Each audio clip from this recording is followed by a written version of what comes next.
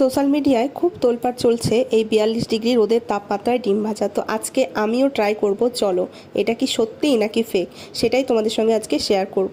তো এই যে চলে আসলাম ছাদে, তাওয়াটা আগে বসিয়ে দিয়ে আমি দুপুরের খাবার দাবার খেয়ে নেব, কারণ না হলে এই ডিম ভাজার চক্করে দেখা গেলো আমার খাওয়াই হলো না। তো খাওয়া দাওয়া করে এসে এই যে দেখো এখন হচ্ছে 41 ডিগ্রি তাপমাত্রা। এখন এই যে তাওয়াটা বেশ গরম হয়েছে, আমার ভীষণই গরম হয়েছে, হাত দেওয়া যাচ্ছিল না। তো দিয়ে দিলাম সর্ষের তেল, সোনা বললো সর্ষের তেলটা দাও, তাতে হচ্ছে তাড়াতাড়ি গরম হবে।